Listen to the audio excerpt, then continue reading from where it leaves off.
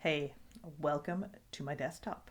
All right, so today we're going to do a little bit of coding, but first we need to deal with our file management. So we're going to go down, you're going to open File Manager, and wherever you like to store stuff, documents, whatever have you, I'd like you to create a new folder called HTML. It's happening. In the walkthrough instructions, it says to make a subfolder called images. That's not necessary for what we're doing right now. So my instructions will be slightly different for that part, just because we're not storing a bunch of images and it's not super confusing. So once that is done, we see my little folder over here, we're going to open Notepad. So if you don't know where it is, you can go into the search bar if you're on Windows. If you're using a Mac, you're going to open Text Edit. And it's very important that you catch the instructions about how to change your typing in Text Edit to a not a rich text but a plain text. So those are on Brightspace under week 10. Please check them out and do that part. Okay, I see that's one of my choices, but if I didn't know, I would just type Notepad and it would give me a chance to open the app. Notepad is a pretty boring app, but it is useful for this kind of thing. So I'm just going to snap it over to the side by dragging it over. And right away, I'm going to save my file. This is important. I'm going to call it page 1, no caps, no spaces. But I don't want to save it as a text document. I want to force it to save as something else. I don't have an option for an HTML extension, so I'm just going to type it in. So page1.html. So that changes the type of document it is, and that means that Chrome or Firefox will be able to interpret it.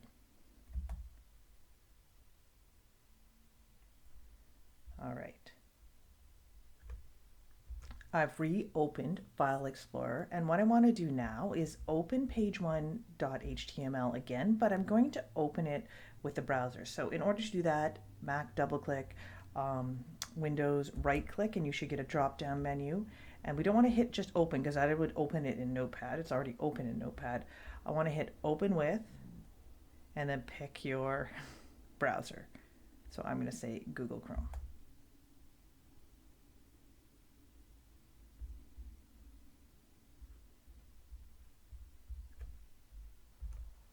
So now we start creating our tags. We use a lot of angle brackets in HTML coding. So be ready to type those. The first thing we're going to type, and I'm not going to really get into the why, which is for this walkthrough, but you can kind of figure out what it's telling it. It's telling, oops, if you spell it correctly, the browser that you're looking for an HTML document. And we always close it with the angle brackets. You can hit enter to go down one, and then we're going to do another open angle bracket, and we type HTML, which means I'm starting, oh, why am I spelling this wrong? I'm starting to do my HTML. And at the same time, I'm going to go down a few lines and put in a closing tag. So we call the angle brackets with just the HTML in it. That's the opening HTML tag. And we're going to close it by typing almost the same thing.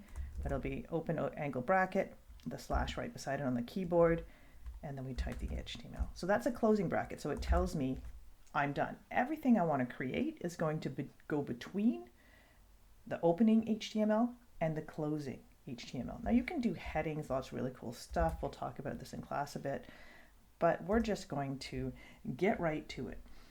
So I'm going to open the body of the document. So this is the stuff you will actually see on your browser on the page when you refresh it. So we open the body, and then remembering in the future, we're going to need to close it. So it's always good form to kind of create both at the same time. Otherwise you forget to and you're looking around and you have no idea where they are. So opened and closed. All right, now I'm going to put something that goes in the document. I'm going to tell Chrome that I want it to be a heading, and I want it to be heading type H1. And that's just kind of a size and style thing. So I open H1. And then anything you type after that will appear. So we are going to type computer, the old name of the course, I guess, locations, level 2. And when we're done, we close it. with the slash and the H1 again. Now, I'm going to hit Control S or Command S on Mac to save this. And you see the star disappears, that means it's been saved. And if I refresh the browser, ta-da, we see it. And that style, looking like that, is your H1 heading. The next thing we're going to add to our document is a table. So we open a table. And of course, I'm going to give another space so we so the room. We close a table. Just good practice. Okay, and now we'll have a bunch of different tags that do different things. We're going to create a table row. Open it, and that's right, we're going to close it.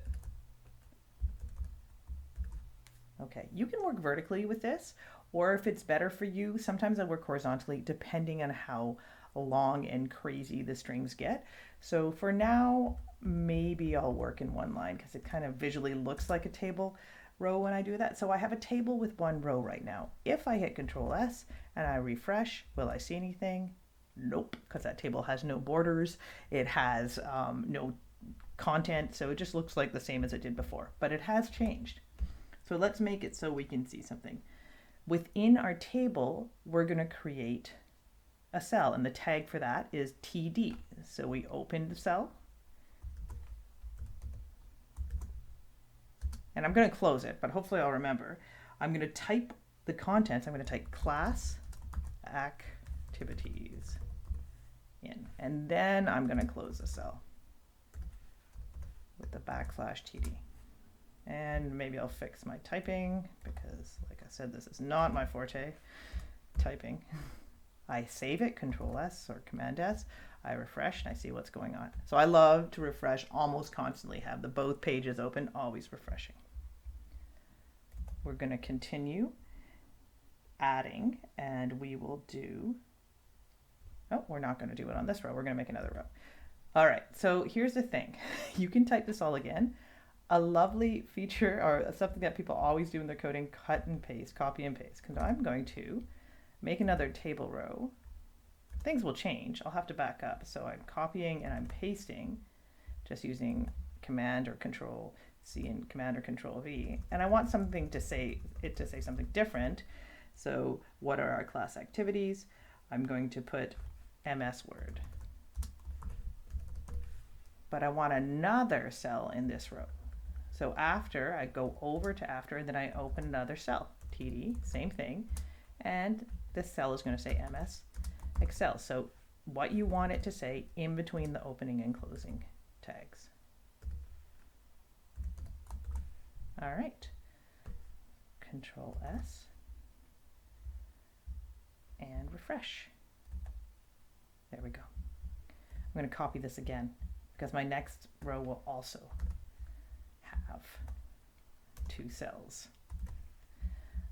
So here I've got, and if I did the Control S and refresh, you can see it'll just type the same thing, but I'm going to change the words in between the opening and closing tags to be Adobe Photoshop, and I'm going to change the other one to Dreamweaver. Oh no, HTML coding. I'm trying to follow my own instructions. All right. I'm gonna make another table row. And like I said, this could have been done vertically. The browser just reads through it. It doesn't care. And this one's gonna say Dreamweaver.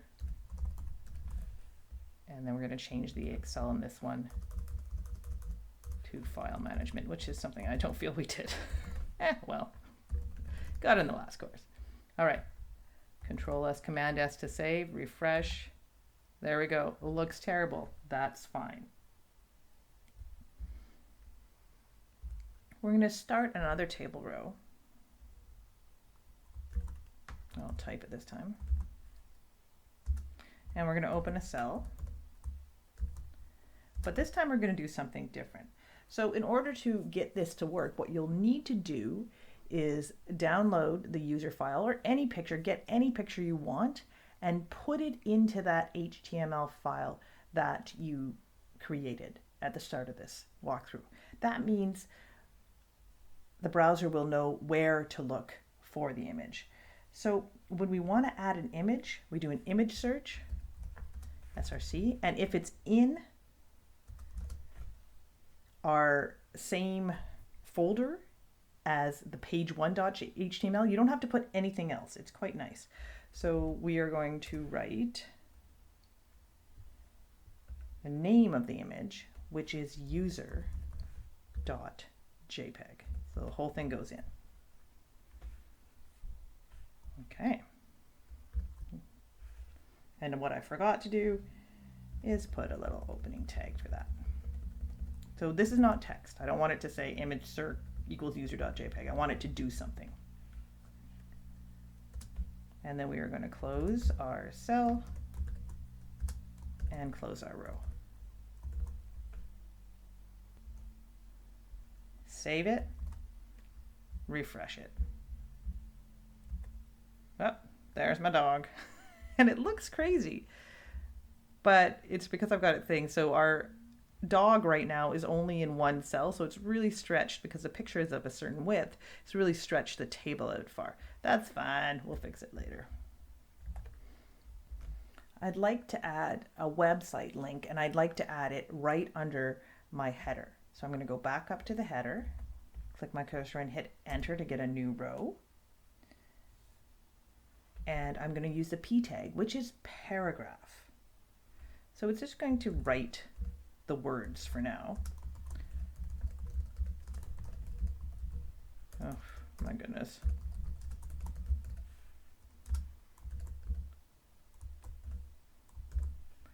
I can save it and I can view it.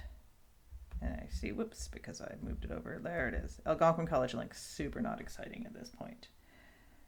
All right, we're going to do something new. We want to move this Algonquin College link to the center of the page. You do that by modifying the opening tag. So you go to the P, the paragraph tag, opening tag, give it a little space, and then we're going to say align equals center, American spelling. And watch what that does. There we go. Getting there.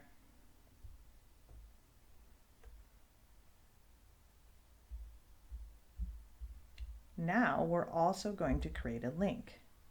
So if I put my cursor in front of the text that's showing and do the opening tag for a link or a website address A, it'll apply it to the Algonquin College link.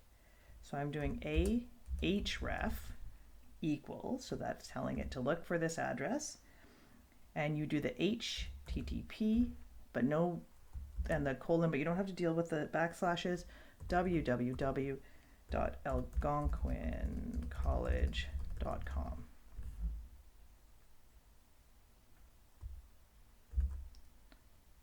Let it read the Algonquin College link,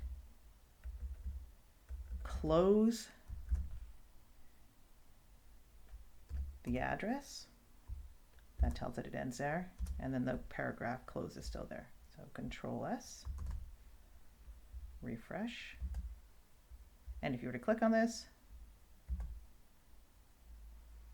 there we go, Algonquin College link. So always check your links. Doubling back. I should just back on my browser.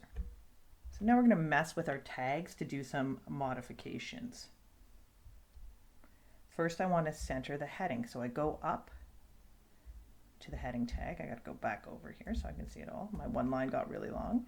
And remember, in order to center or do any modifications or attributes, you're going to do that inside the opening tag. So I say align equals center. So that will do that. And I also want to center the table. So not just a row, I want to center the whole table. So that align center goes in the table opening tag.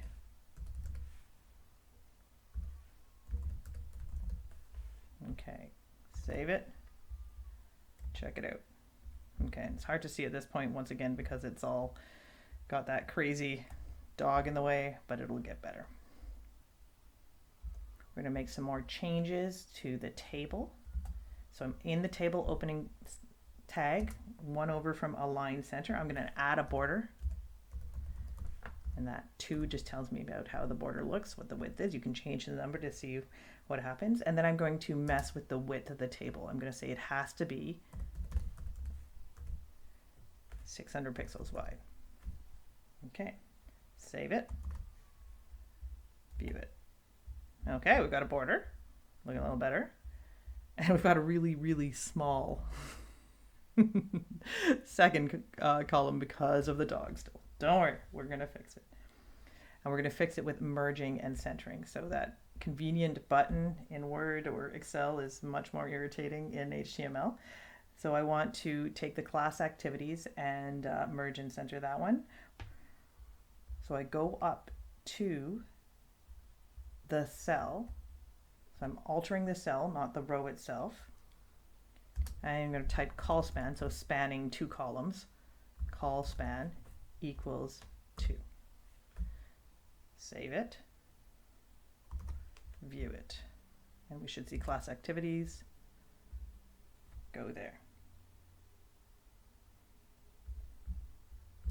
Actually, I should have shown the thing. Hold on, I'll scroll over. Yeah, see, now we have a merge and center thing. We haven't centered it yet. We're probably going to do that in a minute. Okay, and we're going to do the same for the last row of the table. So this should fix things.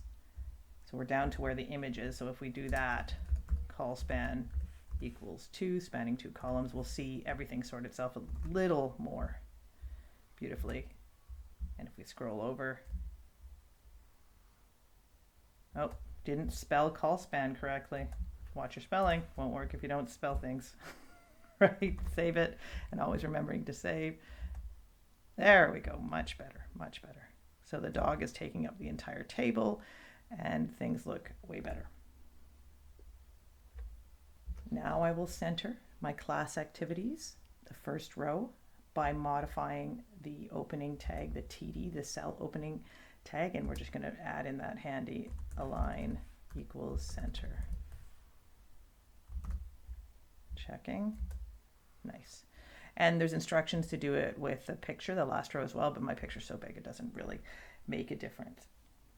Okay, we're going to change the background color of the entire page, and we do that by modifying the body tag. So this is for everything in the page, and then we're going to go BG color, COLOR, American spelling, and then pick something. There's a very cool color picker that you can use on Brightspace to get a really cool thing, but for now I'm just going to use light blue because I know that's one. And we see the entire picture has become light blue. I don't want the table to be light blue. I want the table to be white. How can I do that? I can modify the table opening tag again. So BGCOLOR equals white.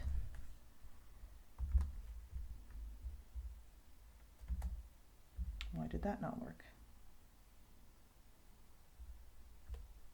I forgot to save it before I refreshed it. Now it should change back. There we go. So we've got a white table on a blue background. What else could we do? We're going to make the class activities text a little larger. How can we do that? We put some tags in. So not an attribute modification, but we're going to put them inside all the other ones. So right on the other side of class activities. I don't want a heading 1 that's pretty big, so as the numbers go up, the headings get smaller. Let's try in heading 2, H2. Class activities, and then we close it, always H2. Save it, view it. Okay, I'll take that. And then finally, let's put some italics on the same place, and we can just kind of build it inward. Italics is nice, the opening tag is just an I, and the closing tag is /I. Make sure you reuse the right slash. Save it and refresh it. And that's everything you should need to complete this week's assignment, which is a little different. You're going to submit the HTML to me, and I'm just going to copy it over or open it up in my notepad or open it up in my browser and see what you've created.